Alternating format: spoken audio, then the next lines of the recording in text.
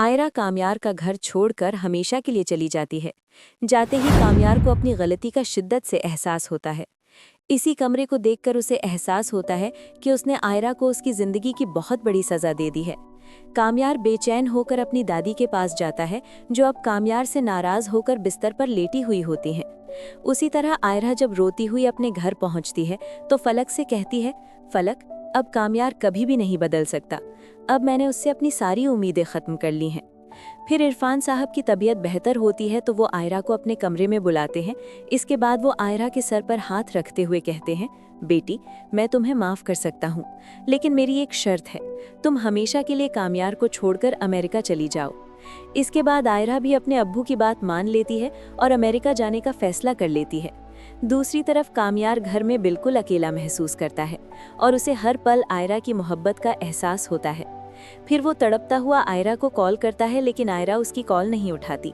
गुस्से में आकर वो उसका नंबर ब्लॉक कर देता है। इसके बाद आयरा की अमेरिका की टिकट भी बुक हो जाती है। नादिर और इरफान साहब आयरा को गाड़ी में बिठाकर एयरपोर्ट छोड़ने निकल जाते हैं। पीछे से कामयार पागलों की तरह आयरा के घर पहुंचता है, लेकिन दरवाजे पर ताला देखकर उसके होश उड़ जाते हैं। फिर वो फलक को कॉल करता है, लेकिन वो भी उसकी कॉल नहीं उठाती। घबराकर वो इश्तियाक को कॉल करता है तो इश्तियाक बताता है कि अब बहुत देर हो चुकी है, आयरा मुल्क छोड़कर हमेशा के लिए जा रही है। ये सुनकर कामयार के पांव तले जमीन खिसक जाती है। वो फौरन अपनी गाड़ी में बैठता है और हवा की रफ्तार से एयरपोर्ट की तरफ निकल पड़ता है। एयरपोर्ट पर आयरा अपनी अम्मी और फलक से गले मिलती है और फिर अपनी फ्लाइट की तरफ चलने लगती है। तभी कामयार वहां भागता हुआ पहुंचता है और जोर से आयरा को पुकारता है, लेकिन आयरा उसकी आवाज़ सुने बगैर आगे बढ़ती रहती है। फिर कामयार उसके सामने दौड़ कर आता है, उसका हाथ पकड़ लेता है और सबके सामने उससे माफ़ी मांगता है। कामयार को इस तरह टूट कर देखकर इरफान साहब का दिल पिघल जाता है। वो आयरा से कहते हैं, आयरा बेटी, इसे माफ़ कर दो, इसकी आंखों में सच्ची मोहब्बत है।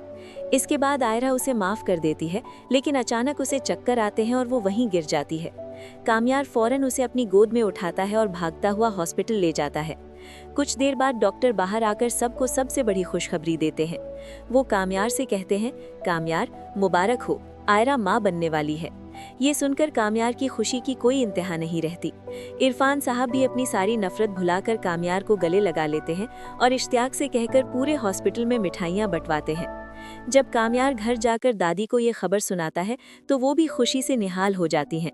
फिर दादी कामयार के साथ इरफान साहब के घर जाती हैं और पूरे मान और एहतराम के साथ आयरा को वापस अपने घर ले आती हैं।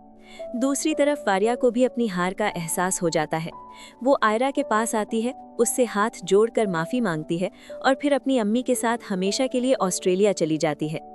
इस तरह कुछ वक्त खुशी खुशी गुजर जाता है। एक दिन आयरा की तबीयत अचानक बहुत ज़्यादा ख़राब हो जाती है।